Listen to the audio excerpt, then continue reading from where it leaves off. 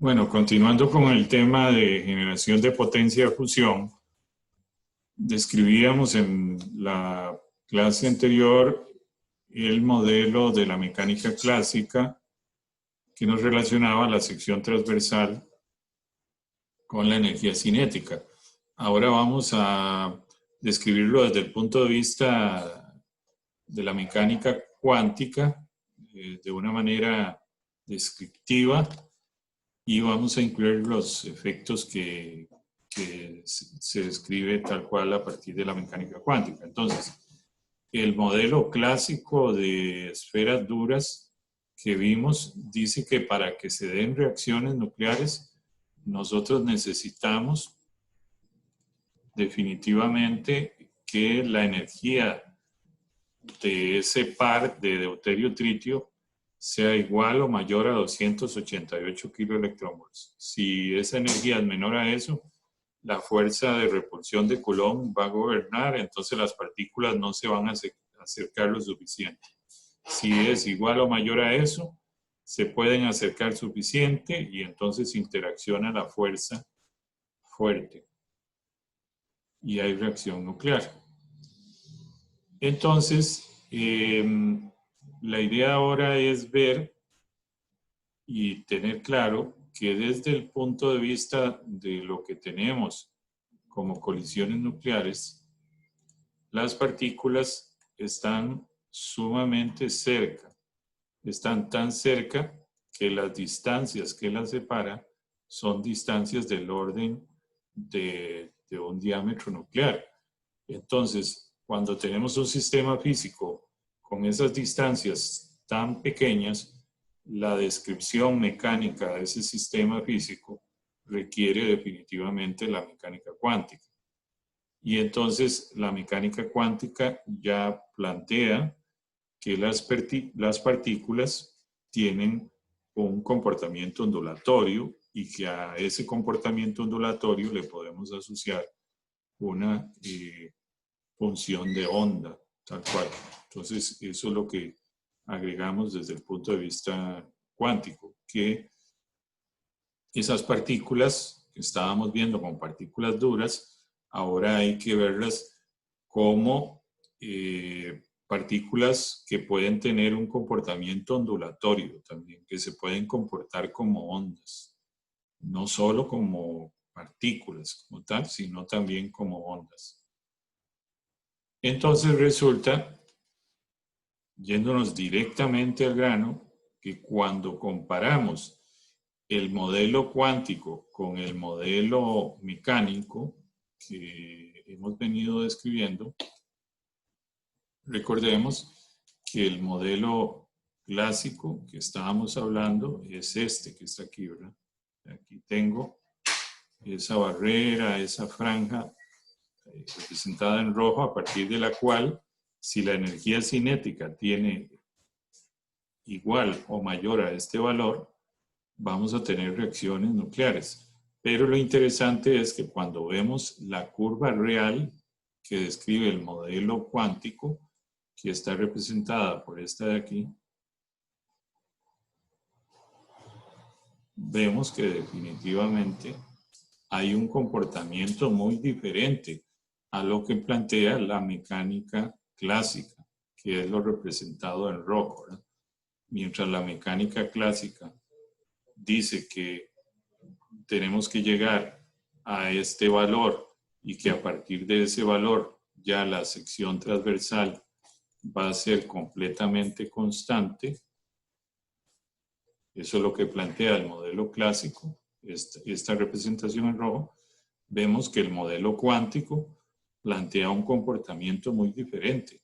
Inclusive el modelo cuántico dice que van a haber reacciones nucleares mucho antes de que lleguemos al valor predicho por la mecánica clásica. Si nos devolvemos 288, entonces el valor que corresponde aquí, vamos a ponerlo en rojo,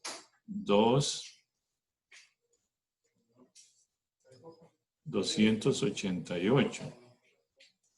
Entonces vean qué interesante porque el modelo cuántico dice que mucho antes del valor 288 ya va a haber valores de sección transversal. Vamos a tener colisiones nucleares mucho antes que lo que predice el modelo clásico. Y esa sección transversal, que es esa probabilidad de reacción nuclear, va a ir incrementándose hasta llegar a un valor máximo y luego va a empezar a decrecer y decrecer y decrecer, que desde luego no coincide con lo que el modelo clásico indica, que la sección transversal, esa probabilidad de choque va a ser constante siempre. Sabemos hoy en día que el comportamiento real no es el que indica la mecánica clásica, sino es tal cual el que logramos ver aquí, que indica la mecánica cuántica. Es decir, este es el comportamiento real que tiene hoy en día la sección transversal en función de la energía cinética. Las tendencias que vamos a ver es que empieza a crecer, crecer, crecer esa sección transversal, esa probabilidad de reacción nuclear, hasta un valor máximo y luego va a empezar a decrecer conforme la energía cinética crezca cada vez más y más y más. Entonces, vamos a hablar de los diferentes efectos que dan origen a esta forma que tiene la curva de sección transversal versus energía cinética. Primero, vemos aquí una crecida, una probabilidad de reacciones nucleares antes del valor clásico. Eso se da por lo que se conoce como el efecto túnel, que ya vamos a hablar de eso. Luego vemos un pico, un valor máximo, que eso se da por un efecto de resonancia, que ya vamos a hablar de eso. Y luego vemos una caída a altas energías cinéticas. Ese es el comportamiento. Entonces, esto es muy interesante porque más bien, si la energía cinética del par deuterio-tritio, para poner el caso de esa reacción, empieza a incrementarse más y más y más bien la probabilidad de reacción nuclear empieza a decrecer. Y ya vamos a ver por qué. Primero hablemos del efecto túnel. ¿Por qué podemos ver reacciones nucleares por debajo del valor que predice la mecánica clásica? La mecánica clásica dice que en este espacio de energías cinéticas representado en amarillo no podrían haber reacciones nucleares, sin embargo las hay. Entonces, hoy en día se explica eso por lo que se conoce como el efecto túnel, que hemos hablado un poco de eso, pero tratando de hacer una analogía. Observen este cielo raso.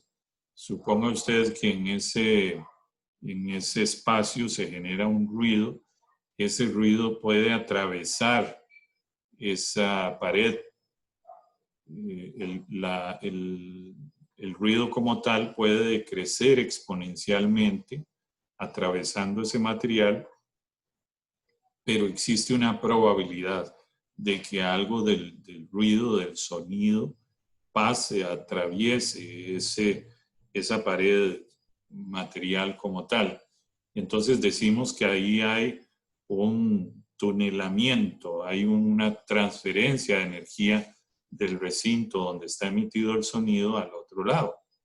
Bueno, esto es tratando de hacer una analogía para explicar el caso de la descripción cuántica, ¿verdad? Llamamos efecto túnel cuando se logra que esa partícula pase esa barrera de potencial, que a pesar de que no tiene la energía cinética suficiente para acercarse a distancias nucleares, existe una probabilidad de que lo logre.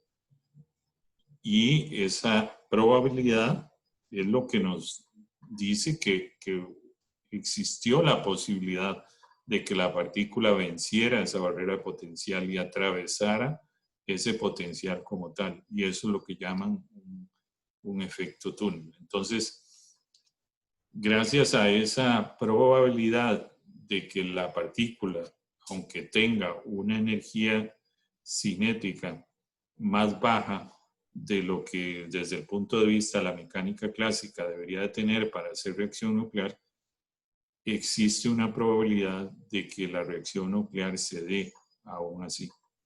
Y eso es lo que se conoce como el efecto túnel. Pero esto es un efecto que describe la mecánica cuántica, no la mecánica clásica. La mecánica cuántica da esa posibilidad de que algunas partículas atraviesen la barrera de potencial. Y eso es lo que llamamos el efecto túnel. Ahora, nosotros tenemos que tener claro de que, aquí voy a hacer un dibujo de nuevo, de que lo que tenemos ahora no hay que verlo necesariamente como partículas, ¿verdad? Cada una de ellas, lo que antes conocíamos como partícula, ahora lo podemos describir como una onda. Entonces tenemos que verlo también como ondas. Y si recordamos, cuando vimos el tema de ondas en otros cursos de física, las ondas pueden interferir de una manera destructiva o de una manera constructiva, ¿verdad? Podríamos tener una interferencia constructiva o una interferencia destructiva. En una interferencia constructiva podríamos tener resonancia, que es cuando más bien las dos ondas se suman y magnifican el efecto. Bueno, resulta que en esta zona donde la sección transversal crece, ahí llega a un valor máximo, es porque las condiciones, no vamos a profundizar en esto, pero es donde las condiciones que tienen, hablemos específicamente del núcleo de deuterio, el núcleo de tritio, generan una interferencia del deuterio y tritio como ondas, donde la interferencia se vuelve constructiva. Entonces se genera un efecto resonante. La función de onda que describe el deuterio y la función de onda que describe el tritio, lo que vemos es que ambas ondas suman un efecto de resonancia. Entonces se magnifica, se incrementa el efecto de ambas, ¿verdad? Y eso es lo que llamamos una resonancia. Entonces, cuando se llega a un valor determinado de energía cinética, resulta que se da ese efecto de resonancia desde el punto de vista de estar describiendo el deuterio como un sistema que se describe a partir de una función de onda y el tritio también como un sistema que se describe a partir de una función de onda. Entonces, al ser una descripción de onda, en esa energía en particular, energía cinética, se suman esos efectos de onda, se magnifican y eso es lo que llamamos una resonancia. Ahora, ¿qué pasa? ¿Por qué razón cuando la energía cinética crece demasiado, la probabilidad de que choquen decrece? Bueno, veámoslo de una manera simple, ¿verdad? Si esta partícula viene con una velocidad altísima en relación a la otra, suponga que esto es el deuterio y este es el tritio. Entonces, si estamos hablando ya de energías cinéticas sumamente altas, la partícula o la descripción de onda trae velocidades tan altas que el tiempo de interacción entre las dos se vuelve tan corto que no permite una interacción nuclear. Es como dicho de una manera simple, no da tiempo a que la fuerza nuclear fuerte interactúe fuertemente y haga que las dos partículas se fusionen, ¿no? ¿Por qué? Porque digamos, la velocidad relativa entre ambas, o la velocidad de una, hablemos específicamente para que se entienda mejor, es tan alta, porque su energía cinética es tan alta, que pasa tan rápido enfrente de la otra, que no da tiempo de que interaccionen. Entonces, por eso es que conforme la energía cinética del centro de masa de las dos se haga mayor, va a decrecer la posibilidad de que choquen, porque la sección transversal va a ir disminuyendo si la velocidad relativa entre las dos partículas es inmensa. No va a dar tiempo cuando una pasa frente a la otra, por decirlo así, de que la fuerza nuclear fuerte actúe. Entonces esa es la razón por la cual la sección transversal cae a velocidades muy, muy altas. No es de pensar de que en tanto la velocidad sea mayor, voy a lograr más reacciones nucleares. No. Tiene que quedar claro que desde el punto de vista del comportamiento real del sistema, en tanto la energía cinética sea mayor, más bien la posibilidad de que interaccionen se reduce drásticamente porque no da tiempo que la fuerza nuclear fuerte actúe. Entonces, en conclusión, este comportamiento que vemos de una subida abrupta y luego una caída es consecuencia de tres efectos cuánticos, ¿verdad? El que logremos colisiones a valores mucho menores de lo que predice la mecánica clásica es consecuencia del efecto túnel que describe la mecánica cuántica. Y el pico máximo que tenemos en reacciones nucleares en sección transversal es consecuencia de una resonancia, de un acoplamiento entre las ondas que describe el deuterio y que describe el tritio. Y esa caída abrupta que vemos para valores de energía cinética muy alto es consecuencia de que cuando la velocidad relativa entre las dos partículas se hace muy grande, no da tiempo de que ellas interaccionen, ¿verdad? Entonces, más bien se reduce la posibilidad de que la fuerza nuclear fuerte actúe como tal. Muy bien, vamos a borrar aquí.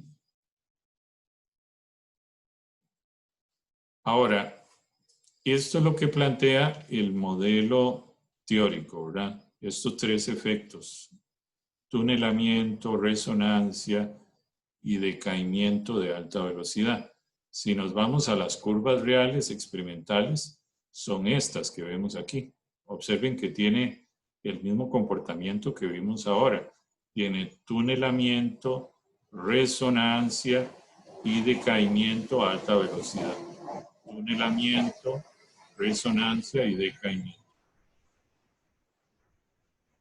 Observen cómo aquí lo que tengo es la sección transversal en Barnes versus la energía cinética, que es lo que hemos venido describiendo, ¿verdad? Por aquí vemos cómo llega a un valor casi de 5 Barnes en un pico máximo. Entonces, tenemos el efecto de tunelamiento, el efecto de resonancia y el efecto de decaimiento a alta velocidad. Y en las tres reacciones que se están representando aquí, se ve en distinta manera, pero se ve los tres efectos resonantes. Aquí tenemos la curva de la reacción de deuterio-tritio, aquí tenemos la curva de deuterio-helio 3 y aquí la de deuterio-deuterio. Pero todas tienen esa suma de efectos, ¿verdad? Vemos cómo las tres caen a altos valores de energía cinética. Entonces podemos comparar el modelo teórico que hemos venido describiendo con el comportamiento real experimental que se obtiene tal cual. Y entonces vemos los tres efectos cuánticos: el tunelamiento, la resonancia y la caída a alta velocidad. Permítanme marcar aquí esto para hacer más énfasis, porque como hay tanto texto no se ve.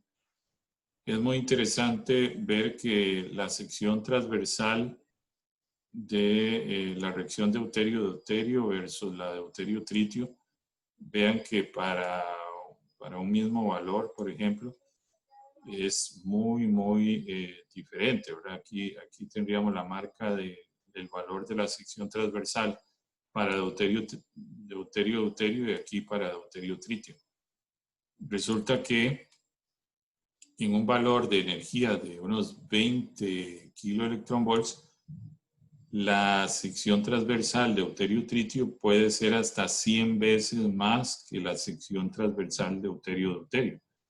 Entonces, lo que quiere decir esto es que para un valor determinado de energía, como el que estoy representando aquí en la marca amarilla, va a haber más reacciones nucleares de deuterio-deuterio que si lo estuviéramos generando solo con, perdón, va a haber más reacciones nucleares de deuterio-tritio comparado a reacciones de deuterio-deuterio.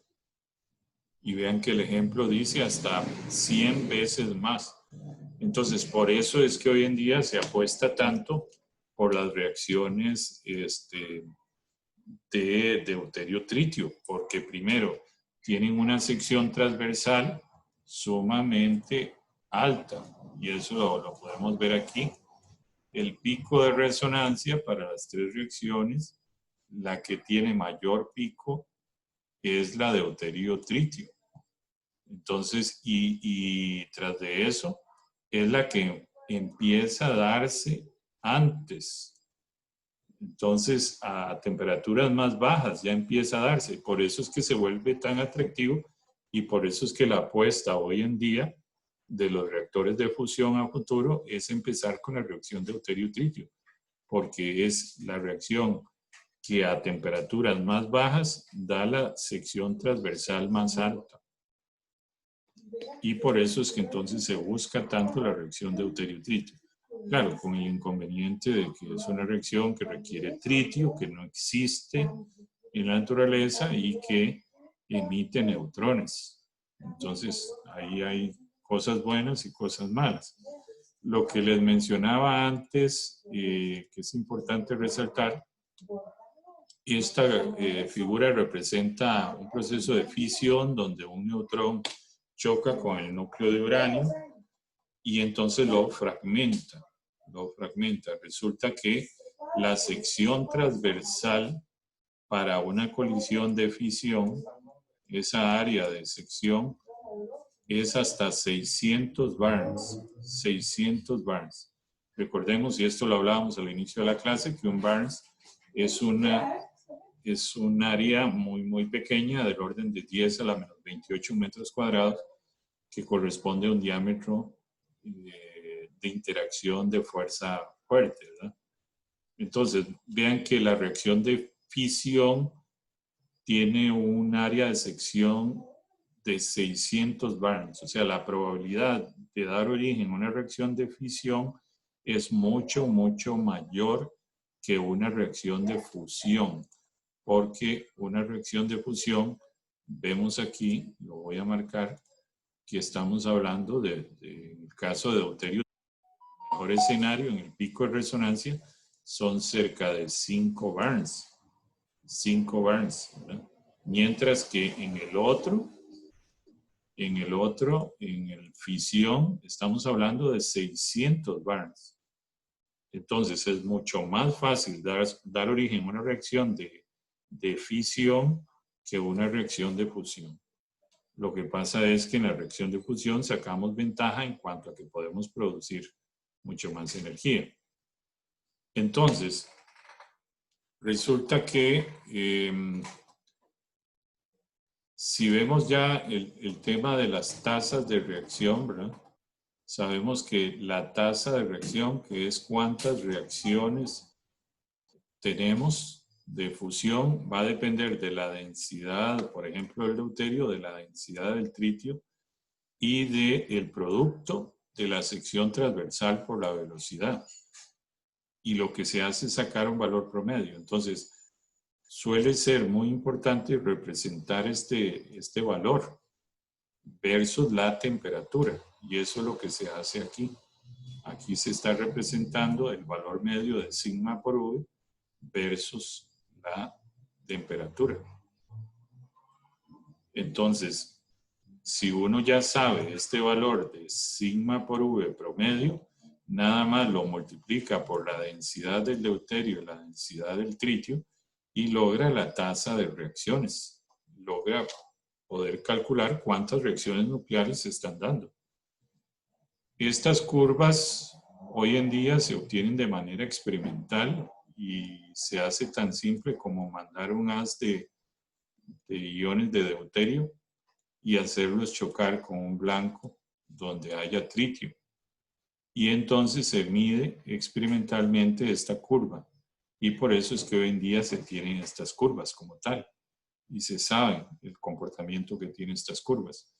Entonces, no requiere uno molestarse en tomar esta información del modelo teórico, sino simplemente tomarlo de la información experimental, multiplicarlo por la densidad del tritio, multiplicarlo por la densidad del deuterio y ya tiene la cantidad de reacciones nucleares que se pueden lograr.